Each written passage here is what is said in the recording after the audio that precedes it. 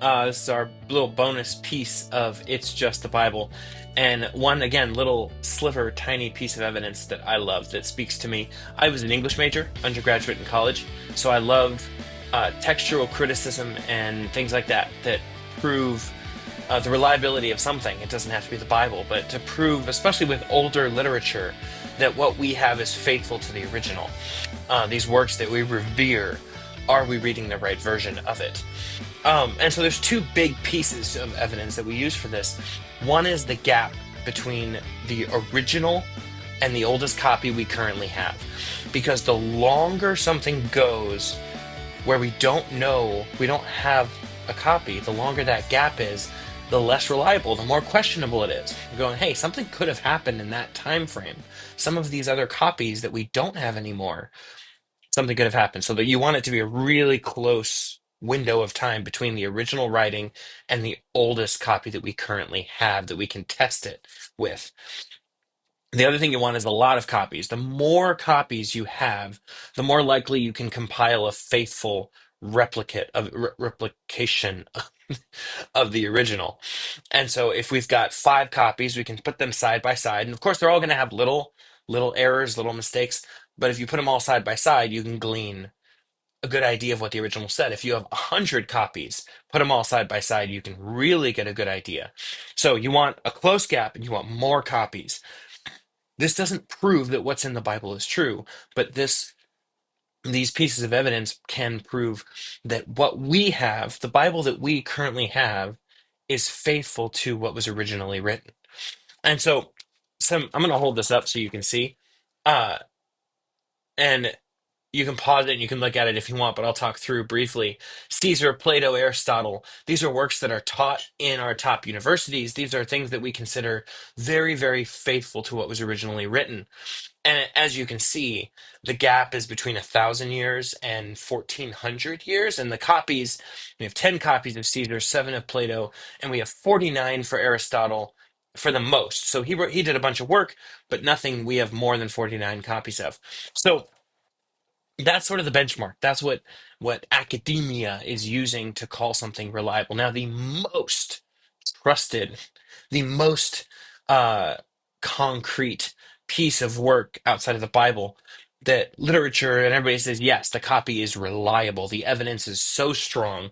Um, the historian Bruce Metzger, he said in the entire range of ancient literature, the Iliad ranks next to the New Testament, possessing the greatest amount of manuscript evidence.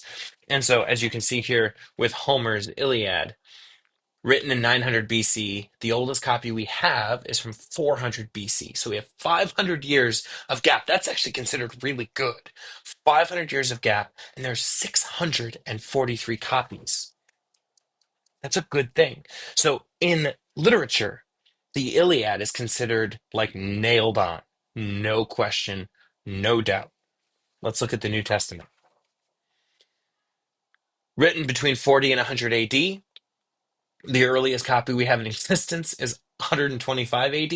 So you're talking about a gap of 25 years from the original writing down to the earliest copy we currently have. And we have over 24,000 copies. I love that.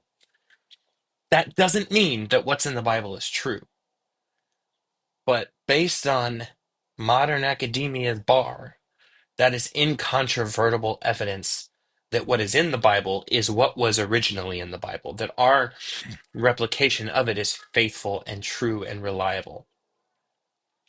And we can go from there to determine if what's in it is true. There's, again, libraries and many, many, many, many doctoral theses based on decades and decades and decades of research have been done to prove that what's in the Bible is true. But what's in the Bible is accurate to what was originally in the Bible. A lot of people are going to say, oh, this book was written 2,000 years ago. There's no way we can know what was even originally in the Bible, let alone based on our modern worldly metrics, it's reliable. And I love those numbers as just like, okay, like I don't know, but based on today and what we accept as a reliable copy of anything, the New Testament is a reliable copy of what was originally written. And then you consider that the New Testament was written by eyewitnesses and by people who went to their death refusing to recant, refusing to admit that they lied or change their mind or even cast any doubt. I'm not saying it's true, I'm saying it's more likely true than not. So, I hope that was interesting to you.